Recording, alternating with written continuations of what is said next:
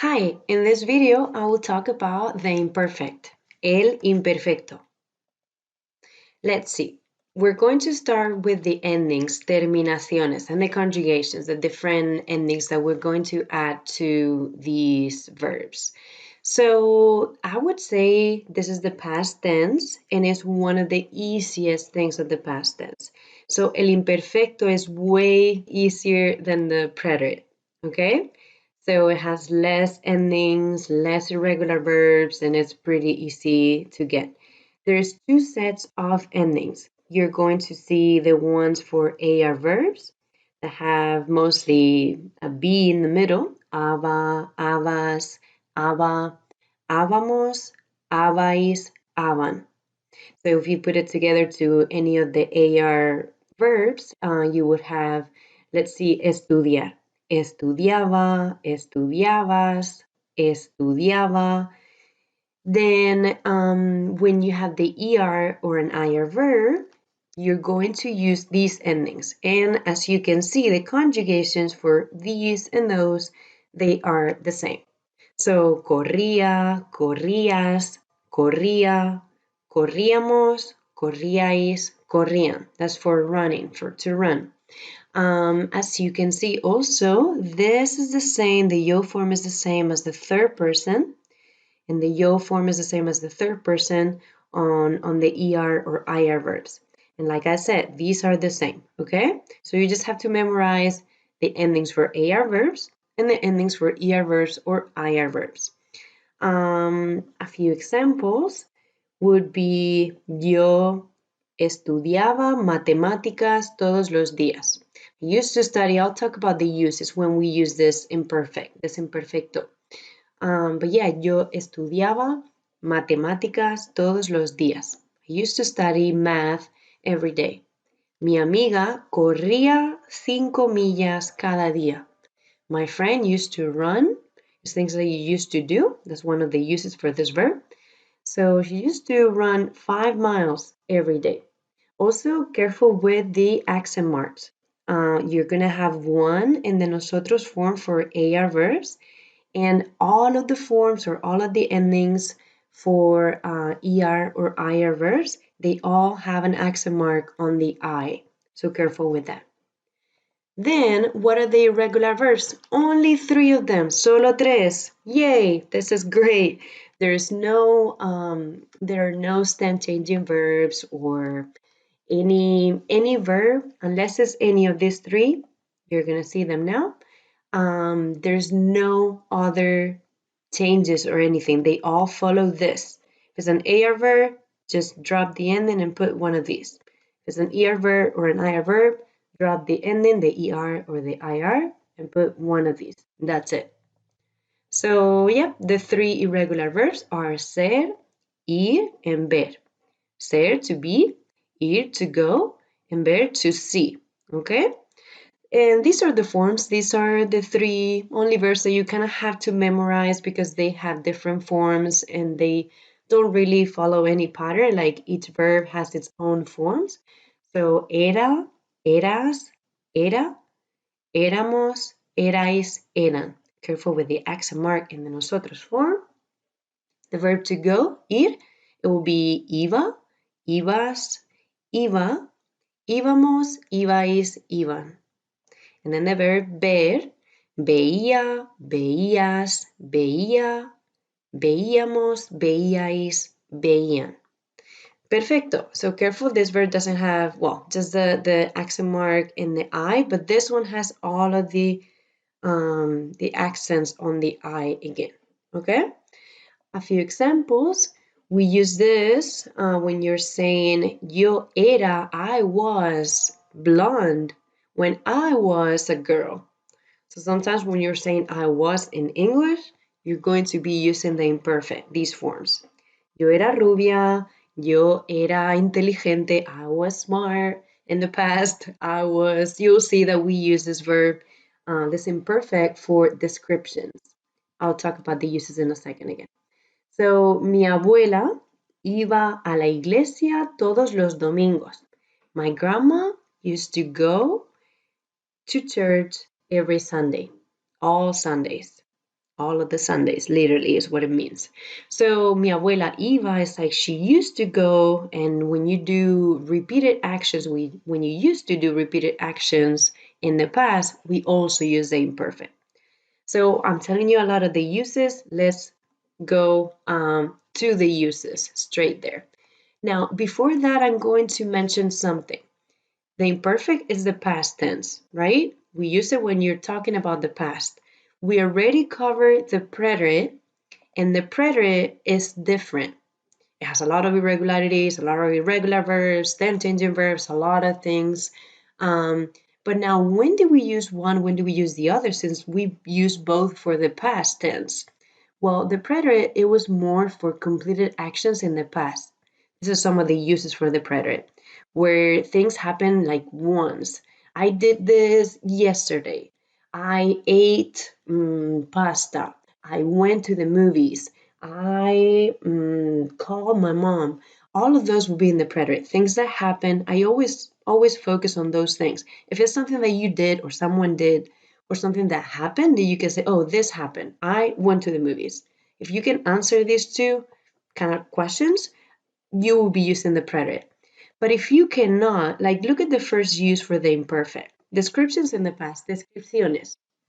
So if you are describing something, let's say la ciudad, the city, was beautiful and it wasn't not very noisy. So the city was beautiful. Is this something that happened or that someone did? Not really. It's not someone didn't do anything. You're just describing, right? And it's not something that happened either. It's just you're describing like the city was beautiful. So when you cannot put them in those two categories, most of the times it could be imperfect. So yeah, for any descriptions in the past, you're going to be using these endings that I just mentioned earlier in the tables and before. So, mi abuelo tenía el pelo negro y los ojos azules.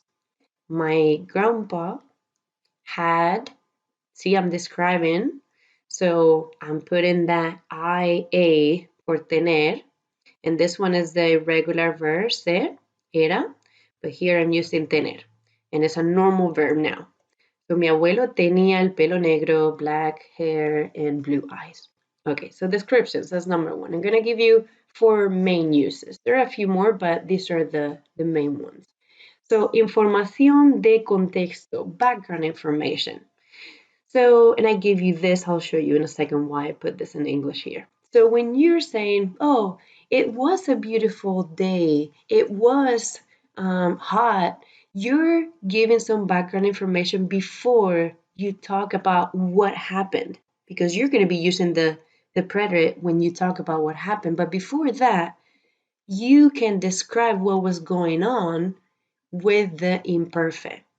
You're going to need the imperfect there. It was a beautiful day. You're kind of describing the day, right? Kind of like the first one. And it was hot. I was watching TV, and this is why I did this here.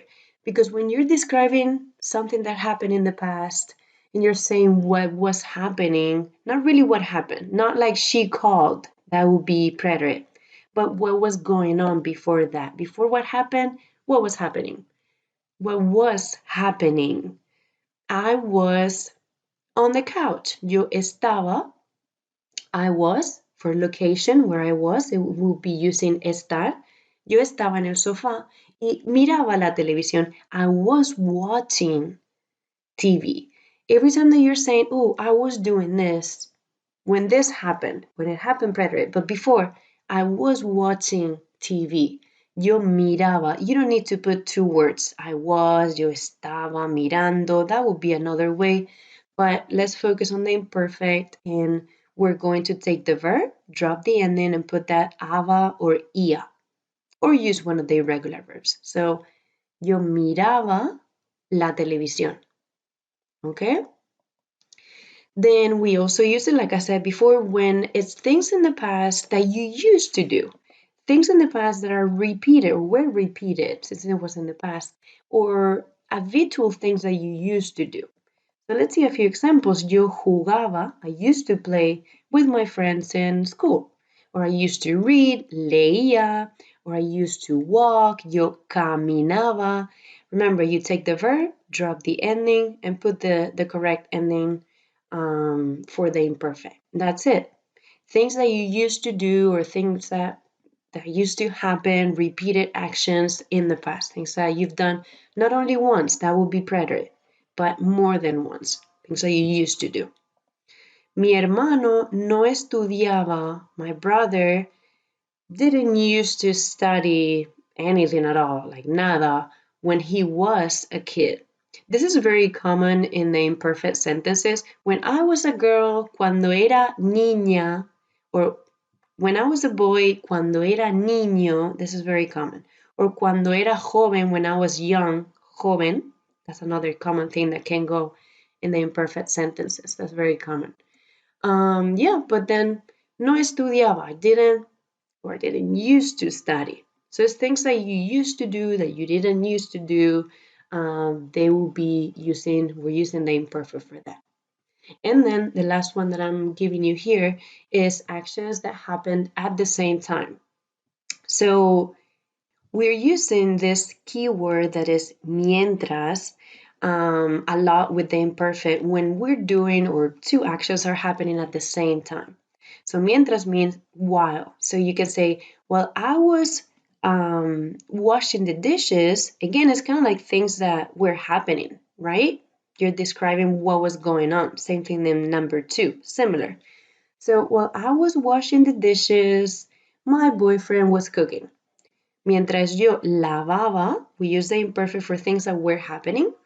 Mientras yo lavaba los platos, mi novio cocinaba. He was cooking. Los estudiantes, you can put the mientras in a different place. Los estudiantes dormían, the students were sleeping, while the instructor, la profesora, the professor, explained, or was explaining the grammar.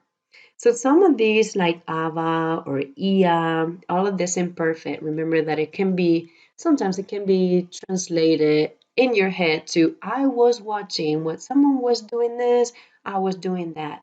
When the students were sleeping, she was doing something else. So yeah, this imperfect can be any of these uses. This is when we use it. And then finally, a few common expressions that we use with the imperfect. So, a menudo is often or frecuentemente, frequently, because it's things that used to happen several times, like I said before. So, a veces, sometimes, a veces yo jugaba, sometimes I used to play whatever, video games. Muchas veces, a lot of times, things that happen several times. So, these expressions will help us with things that were repeated in the past. Every day or each day, cada día, or todos los días. You've seen some of these in my sentences before. Nunca, I used to never do this. I used to always, siempre do this. Casi means almost, almost always, almost every day, almost every month, or just every month or every year. Or when I was small, when I was younger, cuando era pequeño, cuando era niño, cuando era niña, and mientras, the one that I mentioned earlier. Here you have a few, just to finish this video, you have a little bit of practice just to see how do we conjugate this verb. Okay, mis hermanos, and then estudiar. At this point, you might need to maybe write down those endings or go back to what I explained at the beginning, to the tables at the beginning. So let's see. Mis hermanos, estudiar is an AR, so I would say mis hermanos estudiaban mucho de pequeños o cuando eran pequeños. Estudiaban, es mis hermanos. Su familia, remember, familia is always the third person singular. So su familia preparaba is an AR verb, so we're going to do aba. Because it's the él form or ella form, because familia is only one. So it's going to be singular, third person singular. Yo, and then tener, it's an ER verb, so now we're going to add the IA, tenía. Careful with the accent mark. Antes la vida, Era más barata. Ser is one of the irregular verbs, one of the three irregulars. Actually, we have two other irregulars right here and right here. So, yeah. La vida, life, when you're talking about one item or one thing, it's going to be the third person, era. Nosotros no veíamos tanto la televisión. Sus padres, they, because it's a group of people. Iban, the verb to go. Haber, haber is a normal verb. There are only three irregulars. So here is an ER verb. We drop the ER and we're going to put había. Haber is there was, there is, so it comes from I in the present. And there's no subject here. Había is going to always be haber. It will always be conjugated in the third person singular. In this case, like this. In a case like this. Había menos contaminación. There was less pollution. And then antes yo dormía más horas que ahora. I used to sleep more hours than I sleep now. So this is an example.